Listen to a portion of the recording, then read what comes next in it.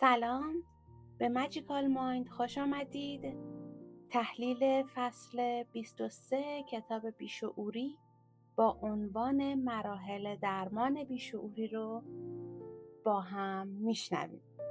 اگر از یک فرد بیشعور بپرسید فکر میکنی مشکلی در رفتارت وجود داره، به احتمال زیاد جوابش اینه نه، مشکل از بقیه است. و دقیقاً همین بزرگترین مانع درمانه.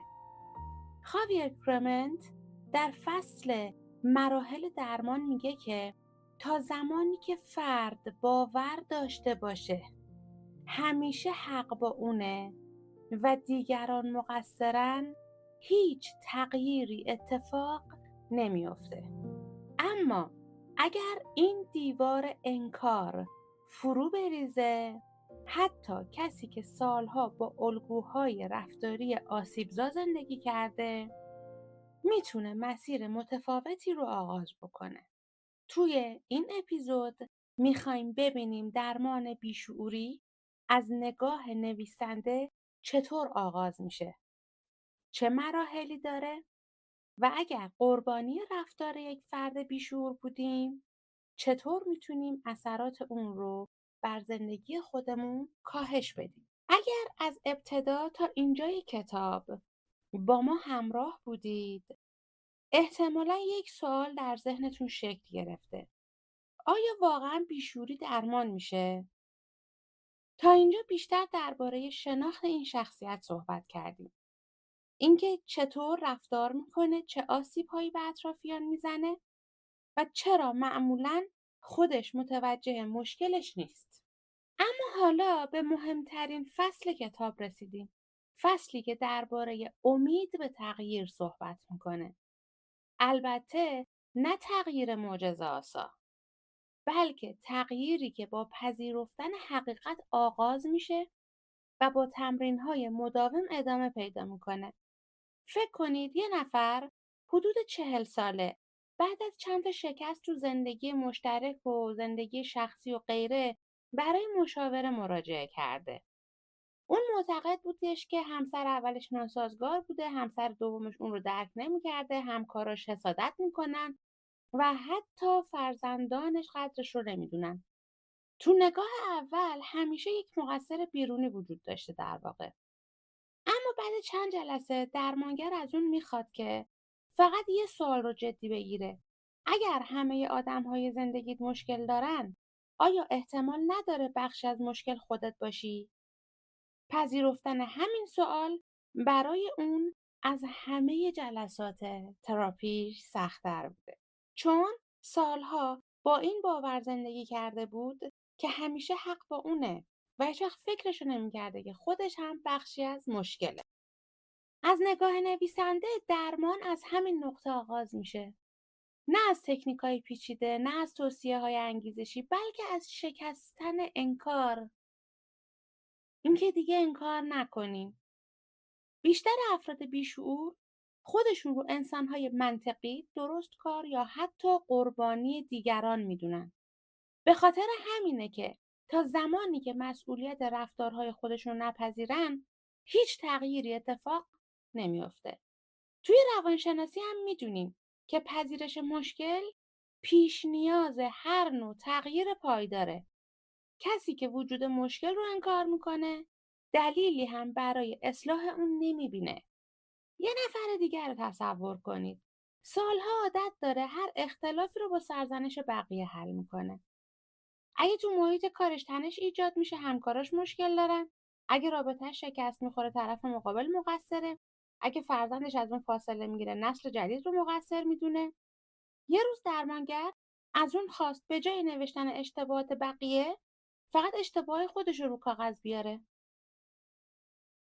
حدس بزنید روزای اول حتی یک موردم پیدا نکرده. اما چند هفته بعد کم کم متوجه شد بسیاری از تعارض‌ها فقط به خاطر شیوه صحبت کردن، تحقیر کردن یا نپذیرفتن اشتباهات خودش ایجاد شدن. این آغاز مسئولیت پذیری بود. مسئولیت پذیری به این معنا نیست که خودمون رو سرزنش بکنیم. بلکه یعنی سهم خودمون رو توی هر رابطه ببینیم. انسان بالغ میتونه بگه رفتار طرف مقابل اشتباه بوده، اما واکنش من هم به بهتر شدن شرایط کمکی نکرد. همین نگاه مسیر رشد رو باز میکنه. یعنی بپذیرم من هم یک قسمتی از مشکل هستم.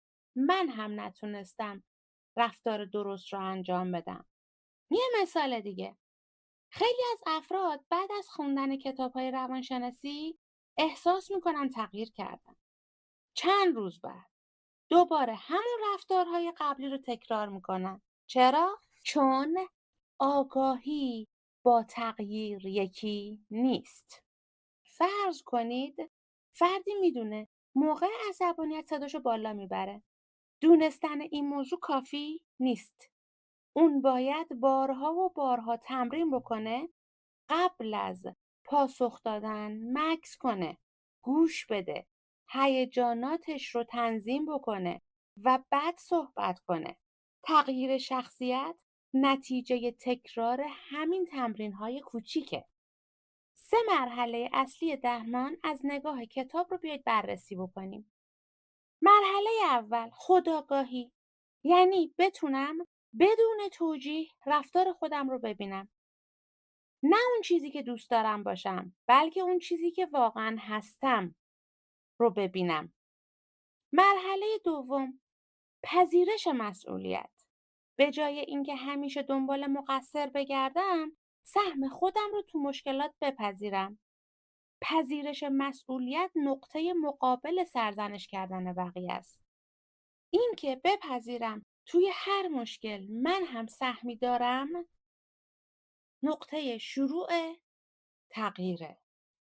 مرحله سوم تمرین مداوم. تغییر شخصیت پروژه یک روزه نیست. اون رفتارهایی که طی سالها شکل گرفتن با چند روز تمرین از بین نمیرن.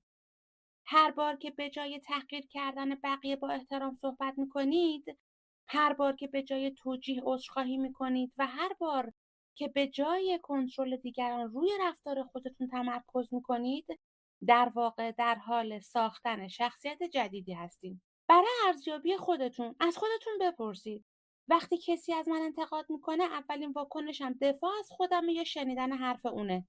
آخرین باری که بابت رفتارم صادقانه عذرخواهی کردم کی بوده؟ آیا معمولا مشکلات زندگیم رو به گردن بقیه میندازم یا نه؟ حاضرم احتمال بدم گاهی خودم هم اشتباه میکنم؟ اگر پاسختون به این سوالها براتون ناراحت کننده است، شاید دقیقاً همون نقطه‌ای باشه که رشد از اون آغاز میشه. برای شروع از امشب قبل از خواب فقط یک موقعیت رو مرور کنید. از خودت نپرس چه کسی مقصر بود. بپرس من چه کار بهتری میتونستم انجام بدم. همین سوال ساده یکی از موثرترین تمرین‌های خودآگاهیه. نویسنده تاکید میکنه که تغییر زمانی اتفاق میفته که فرد خودش تصمیم بگیره تغییر بکنه.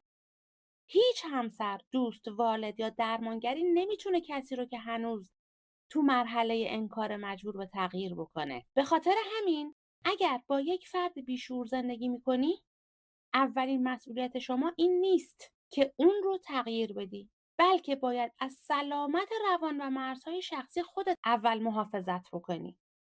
در کل پیام اصلی این فصل ساده اما عمیق اینه که درمان بیشعوری ممکنه، اما نه برای کسی که فکر میکنه هیچ مشکلی نداره. تغییر از لحظه آغاز میشه که فرد شجاعت نگاه کردن به خودش رو پیدا میکنه. خودآگاهی، پذیرش مسئولیت، تمرین مداوم 3 تا ستون اصلی این مسیرن. و در پایان قبل از اینکه این ویدیو تموم بشه میخوام یه سوال از خودتون بپرسید.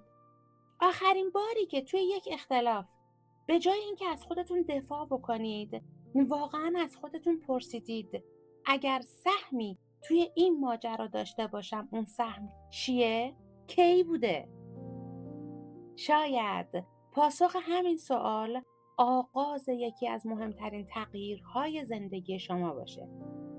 اگه این اپیزود براتون مفید بود، اون رو با کسی به اشتراک بذارید که فکر میکنید شنیدن این صحبت‌ها میتونه مسیر زندگیش رو تغییر بده.